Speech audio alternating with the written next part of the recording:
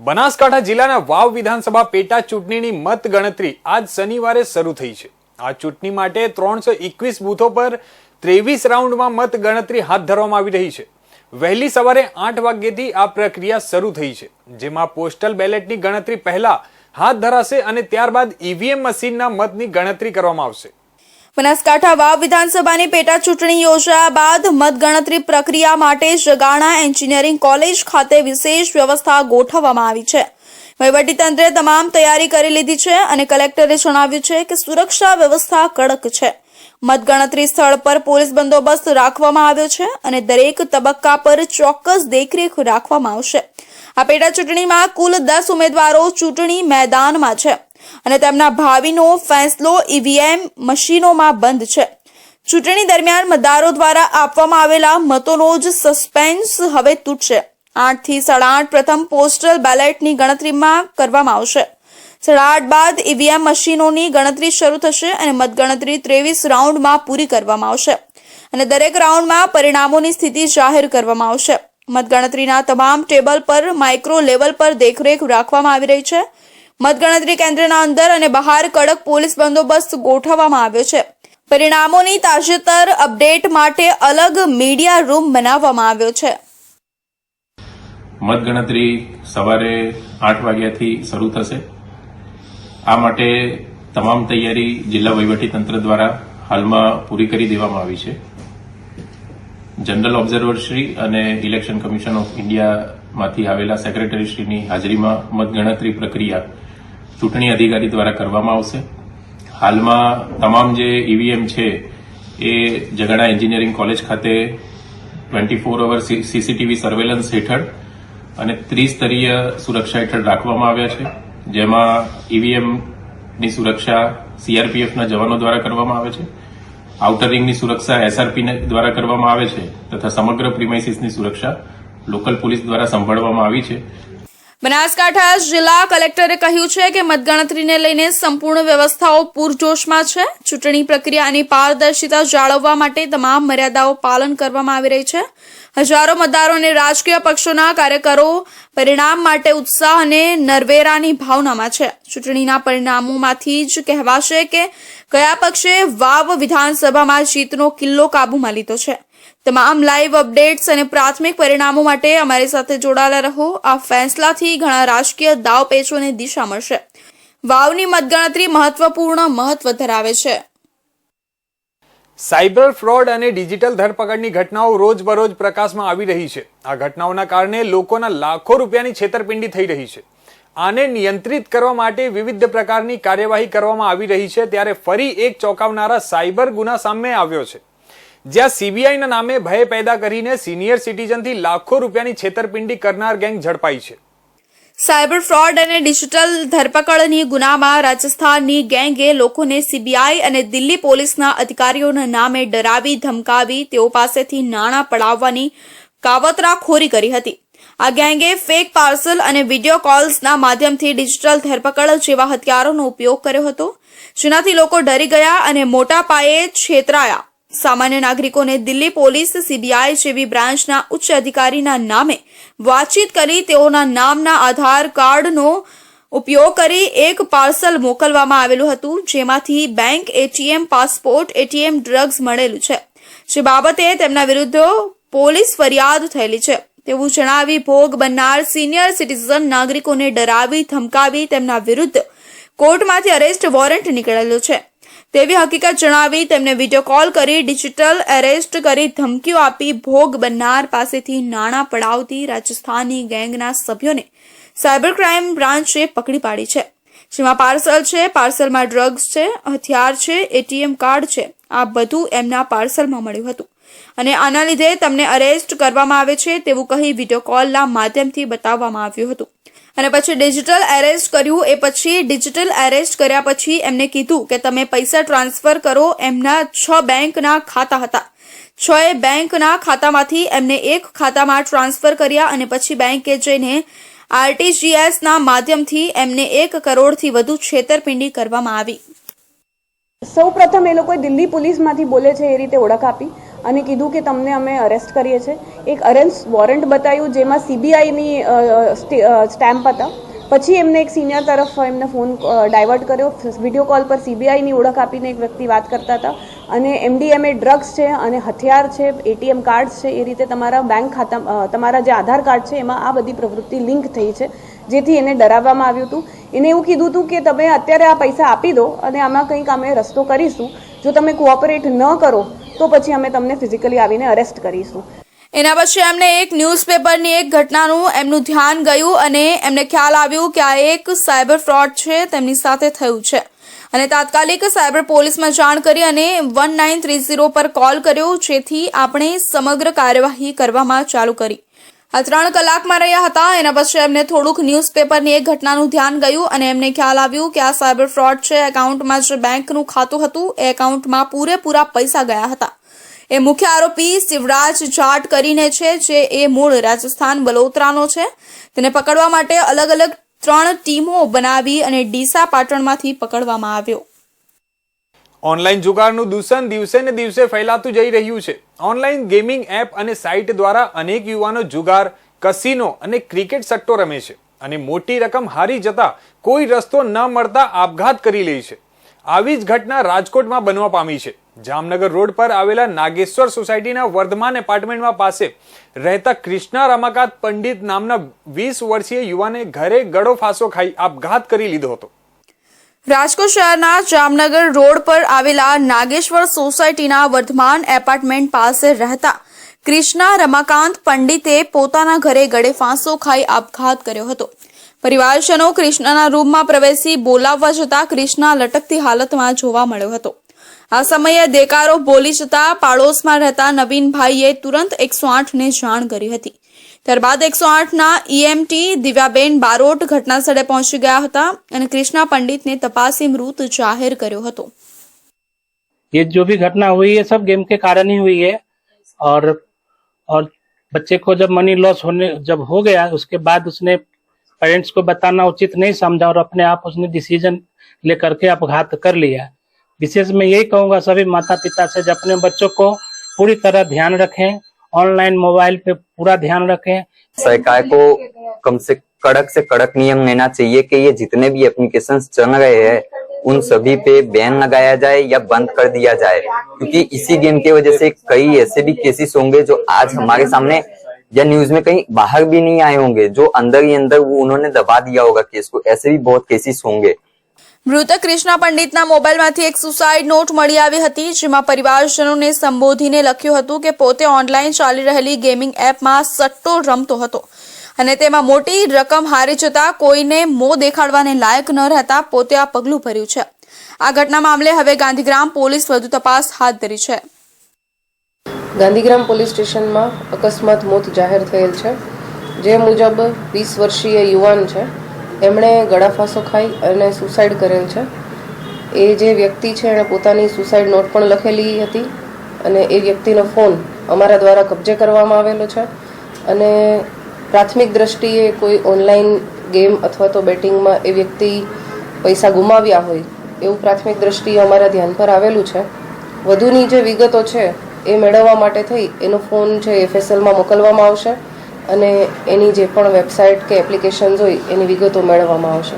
યુવકના મૃત્યુની જાણ ગાંધીગ્રામ પોલીસ સ્ટાફને થતા પોલીસે જરૂરી કાર્યવાહી કરી કૃષ્ણા પંડિતનો મૃતદેહ પોસ્ટમોર્ટમ અર્થે સિવિલ હોસ્પિટલ ખસેડવામાં આવ્યો હતો.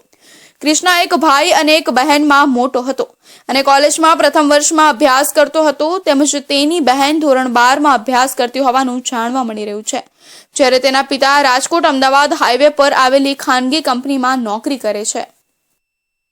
એક તરફ ખેડૂતો માટે રવિ સિઝનની શરૂઆત થતાની સાથે જ પાણીની જરૂરિયાત પડતી હોય છે. જો કે હાથમતી સિંચાઈ વિભાગ દ્વારા સાબરકાંઠાના હિંમતનગર પ્રાંતિજ દહેજગામ સહિત ગાંધીનગર તાલુકાના 76 થી વધારે ગામડાઓના 3500 હેક્ટરની જમીન માટે પાણી છોડાતા ખેડૂત જગતમાં ખુશી વ્યાપી છે. સાબરકાંઠાની હિંમતનગરની હાથમતી જળાશય યોજનાની કેનાલ દ્વારા તબક્કાવાર 50 ક્યુસેક સુધી પાણી આપવાની શરૂઆત કરાતા રવિ પાકોનું વાવેતર કરતા ખેડૂતોમાં ખુશીનો માહોલ વ્યાપ્યો છે. સાબરકાંઠાના હિંમતનગર પ્રાંતિજ શહેર ગાંધીનગર તેમજ દહેગામ તાલુકાના 76 થી વધારે ગામડાઓમાં ડાબા કાંઠાની કેનાલ દ્વારા પાણી આપવાની શરૂઆત કરાઈ છે, જેમાં બટાકા, શાકભાજી, ઘઉં, ચણા, તમાકુ સહિતના પાકો માટે પાણીની વ્યાપક જરૂરિયાત રહેતી હોય છે, જે અંતર્ગત આગામી 15મી નવેમ્બર સુધી પાણી અપાશે. સાથોસાથ તબક્કાવાર 5 વખત ડાબા કાંઠાની કેનાલથી પાણી આપવાની શરૂઆત કરતા ખેડૂતોમાં પણ આનંદની લહેર છવાઈ છે. સિંચાઈ માટે પાણી છોડવામાં આવ્યું છે કેનાલમાં. ખેડૂતોમાં અત્યારે તો આનંદની લાગણી છવાઈ ગઈ છે, કારણ કે ઘઉંનું વાવેતર રવિ સિઝન ચાલે છે, એટલે બટાકા છે, તમાકુ છે, મકાઈ છે, એટલે હાલ પૂરતું તો જરૂરિયાત પ્રમાણે મળી રહ્યું છે. પણ જો વધારે જરૂર પડશે તો રજૂઆત અમે કરશું. પાણીથી અમારા ખેતરમાં ઘઉં પહેરાઈ ગયા છે કોળા, અને કોળા પાણીમાં ઉપર પાણી વાળવાનું કામકાજ ચાલુ થઈ ગયું છે.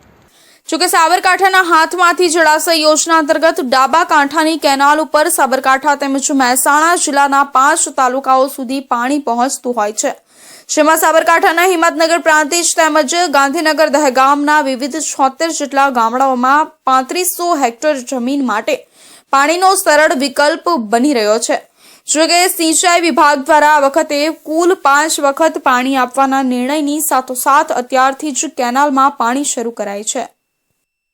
હાલમાં સાબરકાંઠા જિલ્લાના ખેડૂતોની માગણી હતી પાણી રવિ સિંચાઈ માટે છોડવા માટે, જેથી હાથમાંથી જળાશય યોજનામાંથી રવિ સિંચાઈ માટે ટોટલ સાબરકાંઠા જિલ્લાના 76 ગામોમાં પ્રાંતિજ તાલુકાના, હિંમતનગર તાલુકાના, દહેગામ તાલુકાના, ગાંધીનગર જિલ્લાના દહેગામ તાલુકાના અને ગાંધીનગરના ગામોનું સિંચાઈ માટે 3500 હેક્ટર વિસ્તાર માટે પાણી છોડવામાં 20 નવેમ્બરથી શરૂ કરવામાં આવેલ છે.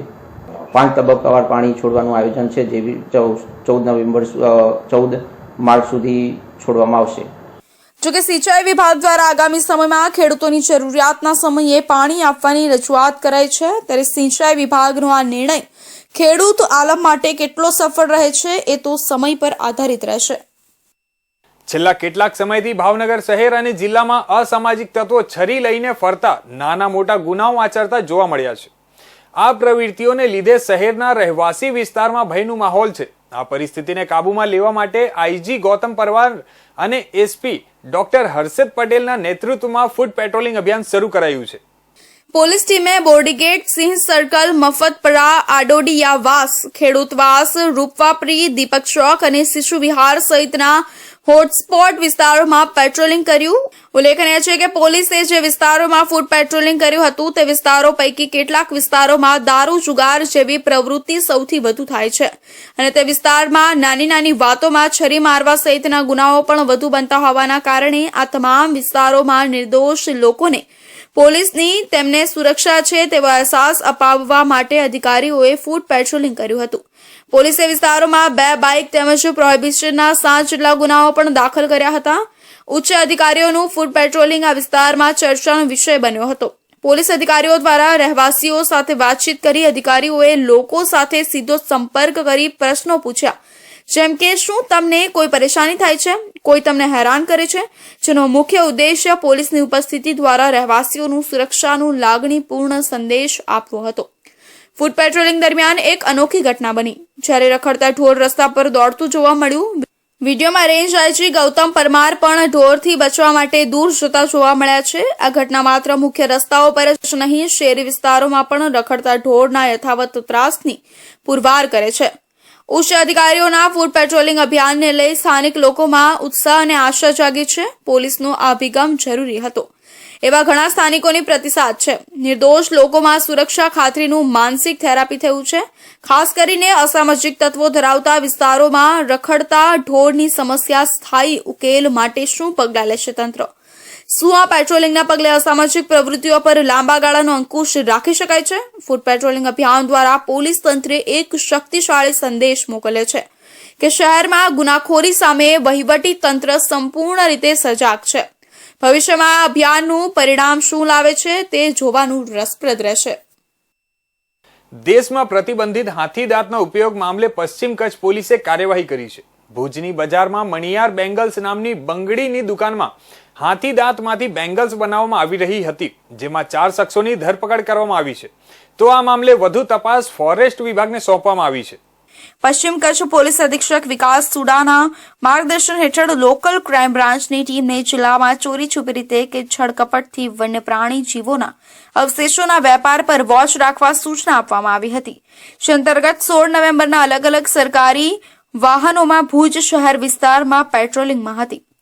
તે દરમિયાન પોલીસ ઇન્સ્પેક્ટર SN ચુડાસમાને ખાનગી બાતમી મળી હતી કે ભુજ મધ્ય બજાર ચોકી આગળ દાંડા બજારમાં આવેલા મણિયાર બેંગલ્સ નામની બંગડીઓની દુકાનમાં હાથીદાંતની અમુક બંગડીઓ ચોરી છુપી રીતે બનાવી તેનું વેચાણ કરવામાં આવી રહ્યું છે.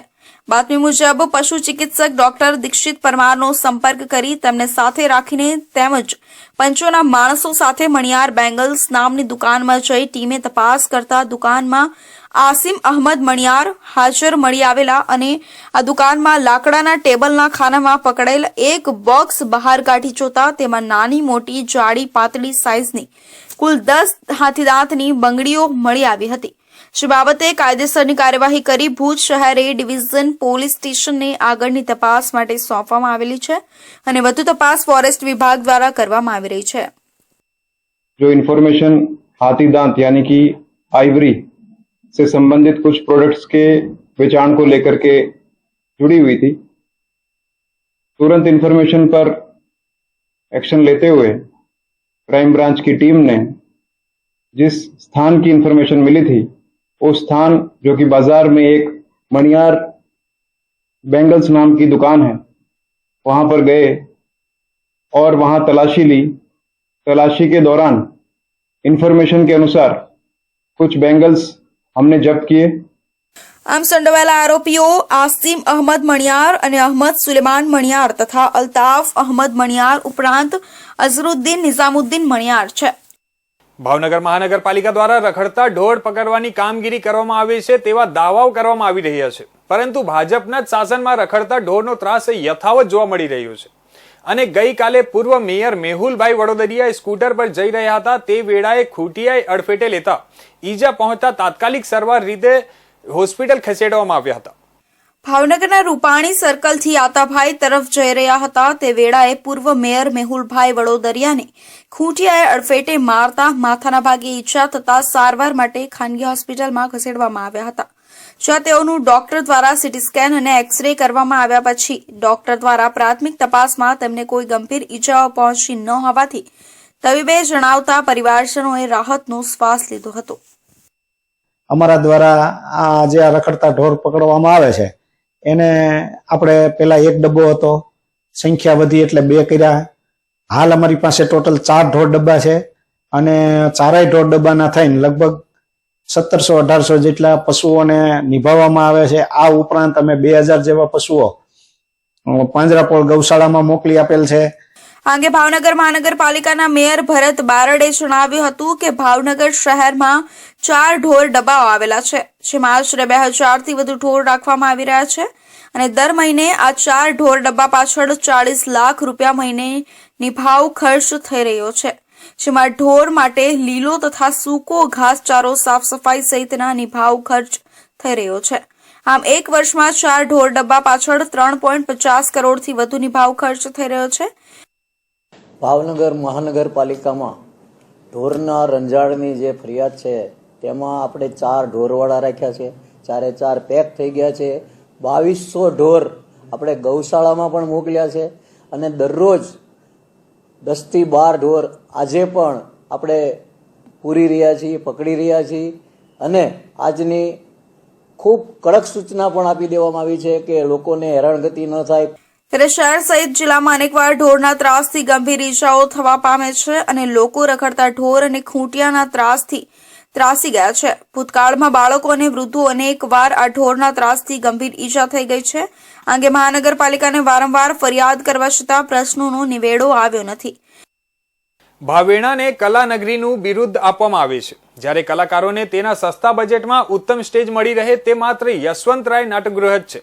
શહેરના એક નજરાણા સમૂહ યશવંતરાય નાટ્યગૃહ 2 વર્ષની લાંબી સફર બાદ પુનઃ ધમધમતું થયું, ત્યારે ગણતરીના મહિનામાં ફાયર એનઓસીના વાંકે ફરી બંધ થયું, જેની ગ્રાન્ટ પણ મંજૂર થઈ આવી ચૂકી હોવાના 4 મહિના જેટલો સમય થયો હોવા છતાં પીડબ્લ્યુડીના અધિકારીઓની અણવડતાના કારણે હજુ ફાયર સેફટીનું કામ શરૂ થયું નથી. અને કલાકારો પણ નિશાસા નાખી રહ્યા છે. ભાવેણાને કલાનગરીનું બિરુદ આપવામાં આવે છે, જ્યારે કલાકારોને તેના સસ્તા બજેટમાં ઉત્તમ સ્ટેજ મળી રહે તે શહેરમાં આવેલા માત્ર યશવંતરાય નાટ્યગૃહ જ છે. થોડા વર્ષો પહેલા વાવાઝોડામાં વ્યાપક નુકસાની બાદ કરોડોના ખર્ચે આ યશવંતરાયને રિનોવેશન કરવામાં આવ્યું હતું અને જેનું કામ 2 વર્ષ સુધી કામ ચાલ્યું હતું. જોકે સ્ટેજ લાઇટ, ઉપરની છત, કમ્પાઉન્ડ વોલ સહિતના કામો થયા બાદ તેને હોશે ભેર ખુલ્લું મૂકવામાં આવ્યું હતું. જોકે આ 2 વર્ષના લાંબા સમયગાળામાં સ્થાનિક કલાકારો અને વિવિધ સંસ્થાઓ પણ નાટ્યગૃહ પોતાનું માની સતત કાર્યશીલ રહ્યા અને ધારાસભ્યએ પણ યશવંતરાય પુનઃ કાર્યરત બને તેમાં રસ લીધો. ભાવનગર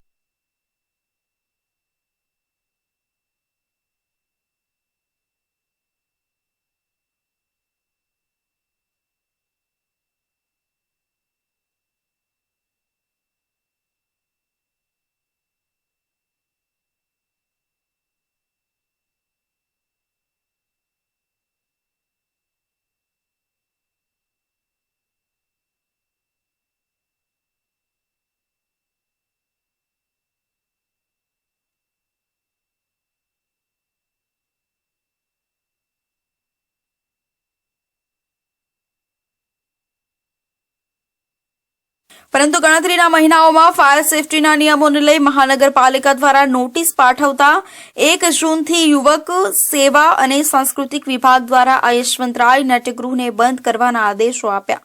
ત્યારે જે તે સમયે યશવંતરાય નાટ્યગૃહ માટે 22 જેટલા બુકિંગ પણ અગાઉ થઈ ચૂકેલા હતા, પરંતુ આદેશના પગલે આયોજકોએ આ કાર્યક્રમો પણ રદ કરવા પડ્યા હતા અને કરોડોના ખર્ચ બાદ પણ ત્યાં પરિસ્થિતિ આવીને ઊભી રહી હતી. ભાવનગરમાં યશવંતરાય નાટ્યગૃહની સાથોસાથ અન્ય કોમર્શિયલ કોમ્પ્લેક્સને પણ ફાયર એનઓસીની નોટિસો અને સીલની કામગીરી થઈ હતી, પરંતુ આ કોમ્પ્લેક્સો દ્વારા લેખિત બાંહેધરી આપી કામ શરૂ કરાવતા પુનઃ કાર્યરત થઈ ચૂક્યા છે. જ્યારે યશવંતરાય નાટ્યગૃહમાં ફાયર સેફટી માટે વડી કચેરી દ્વારા રાજકીય પ્રેશર લાવીને ₹9 લાખની ગ્રાન્ટ મંજૂર કરાવી હતી, જે ગ્રાન્ટ મંજૂર થઈને આવ્યાને પણ આજે 4 માસ જેટલો સમય વીતી ગયો હોવા છતાં હજુ સુધી કામના શ્રી ગણેશ થયા નથી. કલા નગરી, સંસ્કૃતિ નગરી, આ બધી ફક્ત આ સરકારને વાતો કરવામાં આવે છે. યશવંતરાય એટલે ભાવનગરનું કલાપ્રેમી માટેનું મંદિર ગણી શકાય. જે ગણો એ કલાપ્રેમી માટેનું ખૂબ સારું એક સ્ટેચ્યુ છે. બટ આ લોકો એક તો વર્ષો સુધી બંધ રહ્યું, લાખો કરોડો રૂપિયા નાખ્યા મરામતમાં અને પછી બંધ રહ્યું. અને હવે જયારે ખર્ચો કર્યો છે, સારું કર્યું છે, પણ છતાં હું એવું માનું છું બંધ એક એનઓસી, ફાયરના એનઓસી માટે જો બંધ રહેતું હોય તો હું એવું માનું કમનસીબી છે. આપણા કલાકારો પોતાનું પરફોર્મન્સ દેખાડવા ક્યાં જશે? કોન્ટ્રાક્ટરને દબાણ કરી નિયત સમય મર્યાદામાં ફાયર સેફટીનું કામ પૂર્ણ કરાવવાની જવાબદારી પીડબ્લ્યુડીની જવાબદાર અધિકારી દ્વારા કરવી ઘટે, અન્યથા 4 તો શું આખું વર્ષ પૂર્ણ થશે તો પણ યશવંતરાય નાટ્યગૃહ પુનઃ શરૂ નહીં થાય અને પીડબ્લ્યુડીના કહેવાતા અધિકારીઓની દંડાઈના કારણે કલાકારો સુવિધાઓથી વંચિત રહેશે. જોકે તેઓ કેમેરા સામે કશું કહેવા માંગતા નથી. ત્યારે તે જોવું રહ્યું ક્યારે યશવંતરાય નાટ્યગૃહ પુનઃ શરૂ થશે તે આવનાર સમય જ બતાવશે. શિયાળાની શરૂઆત થઈ જવા પામી છે, ત્યારે હવે શહેર સહિત જિલ્લામાં વાતાવરણમાં ઠંડીનો ચમકારો વધતા જ ભાવેણાવાસીઓ ગરમ કપડાની માર્કેટ તરફ દોડ મૂકી છે તેવું કહી શકાય. ભાવનગરમાં છેલ્લા 50 વર્ષથી જવાહર મેદાનમાં તિબેટિયન માર્કેટ ભરાય છે. આ વખતે તિબેટિયન માર્કેટમાં અવનવી ડિઝાઇન, કલરના sweater, scarf, muffler, jacket, hoodie, shall સહિતના ગરમ કપડાની વિશાળ રેન્જ જોવા મળી રહી છે. રાજ્યમાં લઘુત્તમ અને મહત્તમ તાપમાનમાં સામાન્ય ઘટાડો નોંધાયો છે. રાત્રે અને વહેલી સવારે ઠંડીનો ચમકારો વધ્યો છે. દર વર્ષની સરખામણીમાં જ્યારે શિયાળાનો પ્રારંભ મોડો થયો છે, પરંતુ છેલ્લા 50 વર્ષથી ભાવનગરના આંગણે તિબેટિયન પરિવારો ગરમ કપડાનું વેચાણ કરવા ભાવનગર આવે છે. આ તિબેટિયન લોકોને ભારતમાં શરણાર્થી તરીકે સ્વીકારવામાં આવ્યા છે. ભલે તેઓ આર્થિક રીતે મજબૂત નથી, પરંતુ તેઓ ભાવનગરમાં 4 મહિના રહી વેપાર કરી રોજી રોટી મેળવે છે. શિયાળો આવતા ગરમ કપડાનું માર્કેટ ભરાયું અને તિબેટિયનને વેચાણ શરૂ કર્યું છે. વહેલી સવારમાં લોકો ઠંડીનો અનુભવ કરી રહ્યા છે, ત્યારે ભાવનગરમાં તિબેટિયન ગરમ કપડાં વેચવા માટે આવી ગયા છે. ભાવનગરમાં તિબેટિયનનું મોટું માર્કેટ છે. લોકોને ગરમ કપડાની ખરીદી શરૂ કરી દીધી છે. દિવાળીના દિવસો બાદ ગુલાબી ઠંડીની શરૂઆત થઈ જતી હોય છે. ગુલાબી ઠંડીની શરૂઆત બાદ 4 મહિના સુધી સતત શિયાળાના ફૂંકાતા ઠંડા પવનથી બચવા સૌ કોઈ ગરમ કપડાનો સહારો લેતા હોય છે. હાલના સમયમાં ગરમ કપડામાં પણ અવનવી વેરાયટી જોવા મળે છે. ભાવનગર શહેરના જવાહર મેદાનમાં દર વર્ષે શિયાળાની શરૂઆત પહેલા તિબેટિયન વુલન ગરમ કપડાનું માર્કેટ ભરાય છે. શરૂ થયેલું માર્કેટમાં અવનવી વેરાયટી જોઈને લોકો પણ અહીં ખરીદી કરવાનું પસંદ કરી રહ્યા છે. અહીં આવેલી બજારમાં ગુજરાત બહારના તિબેટિયન, બંગાળી, નેપાળથી વેપારીઓ ભાવનગર શહેરમાં વેપાર કરવા માટે આવે છે. આ બજારમાં 30થી પણ વધારે ગરમ કપડાના સ્ટોલ લગાવવામાં આવ્યા છે. આ માર્કેટમાં તમને 50 રૂપિયાથી લઈને 2000 રૂપિયા સુધીના ગરમ કપડા સારામાં સારી ક્વોલિટીના મળી રહે છે. માર્કેટ સવારથી સાંજના 10:30 વાગ્યા સુધી ખુલ્લું રહે છે. આ માર્કેટની શરૂઆત 1987થી કરવામાં આવી હતી. અહીં ભાવનગર ઉપરાંત અન્ય જિલ્લાના વ્યક્તિઓ પણ ગરમ કપડાની ખરીદી કરવા માટે આવે છે. આ માર્કેટમાં નાના છોકરાથી માંડીને વૃદ્ધ વ્યક્તિ સુધીના ગરમ કપડા મળી રહે છે. અહીં ગરમ કપડામાં શાલ, મફલર, સ્વેટર, ટોપી, મોજા સહિતની અનેક વસ્તુઓ મળે છે. ગરમ કપડાનું વેચાણ શિયાળાના 4 મહિના સુધી કરવામાં આવે છે. हम वैसे तो टिबेट से है और रहते हम देहरादून में, इंडिया में रहते हैं, रिफ्यूजी. ऊन का मटेरियल लेके आते हैं, लेडीज स्वेटर, जेंट्स स्वेटर और जैकेट में कॉटन है, पैराशूट है, वेलवेट है, ऐसे में और लुक लेदर में भी है. हम लोग वैसे तो 4 महीने के लिए आप लोग ये नवरात्रि से पहले आ जाते हैं. फिर हम 1 महीना तो ऐसे जगह के लिए फिर हम टेंट लगाते हैं, हम अपना लोग काम करते हैं. ऐसे में 1 महीना ऐसे गुजर जाते हैं और प्रॉपर दुकान लगाने के लिए हम लोग को 3 महीने का टाइम मिलता है. ખાસ કરીને શનિ રવિની રજાઓમાં મોટા પ્રમાણમાં લોકો અહીં ગરમ કપડાં ખરીદવા માટે આવે છે. સ્વેટર, શાલ, હુડી, મફલર, ટોપીનું ધૂમ વેચાણ. શિયાળો શરૂ થતાં જ ગરમ કપડાની બજારમાં ગ્રાહકોનો ઘસારો જોવા મળી રહ્યો છે. શહેરમાં જવાહરલાલ મેદાનમાં છેલ્લા 50 વર્ષથી શહેરીજનોને જુદી જુદી વેરાયટી, ડિઝાઇન, કલરના ગરમ કપડાં પહેરાવતી તિબેટિયન રેફ્યુજી વુલન બજારમાં ખરીદીનો માહોલ જામ્યો છે. તો આ હતા અત્યાર સુધીના મુખ્ય સમાચારો. નવા સમાચારો માટે જોતા રહો ઇન્ડિયા ન્યૂઝ ગુજરાત.